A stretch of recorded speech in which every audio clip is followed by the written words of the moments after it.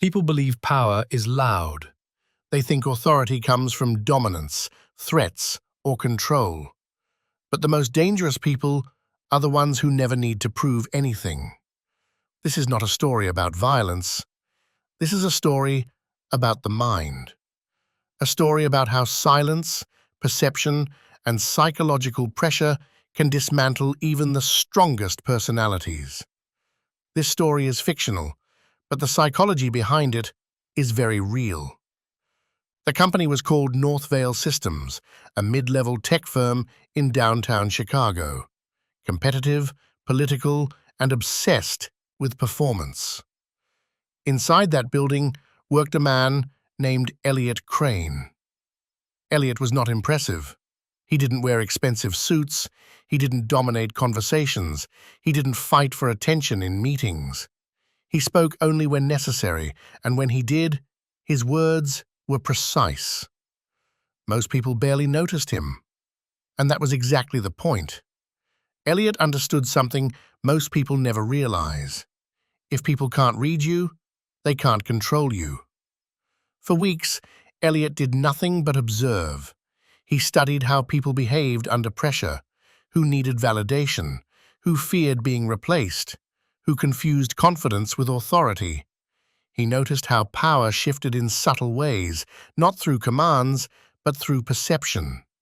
And among all of them, one man stood out. Daniel Rhodes, a senior manager, charismatic, loud, respected. Daniel controlled the room. He interrupted others. He dismissed ideas without explanation. People listened because he sounded certain. But certainty without awareness is fragile. Elliot never challenged Daniel publicly. He never disagreed in meetings. He never questioned his authority. Instead, after one meeting, as they walked out together, Elliot calmly said, "You handle pressure well. Most people crack when expectations rise." Daniel smiled. He heard praise, but what Elliot had done was plant a seed. Pressure, expectations, cracking. From that day on, Elliot repeated the pattern slowly and carefully. Not enough to be obvious, just enough to be consistent. Small comments, spaced out over time. That was a tough call for you. People expect a lot from you. I don't know how you keep up with all this responsibility. Each sentence reinforced the same invisible message. You are under pressure. Your position is fragile. You are carrying too much. This is called cognitive priming. When the mind accepts a narrative, it begins to live inside it. Daniel started working longer hours, talking faster, explaining decisions that didn't need explanations. Then, Elliot changed his behavior. He stopped reacting to Daniel completely.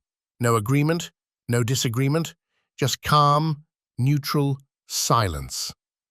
Silence is uncomfortable for dominant personalities because dominance requires response. Daniel noticed immediately. He spoke more. He justified more. He filled the space that silence created. And the more he spoke, the more cracks appeared. Others noticed too, not because Elliot pointed them out, but because silence forces people to observe.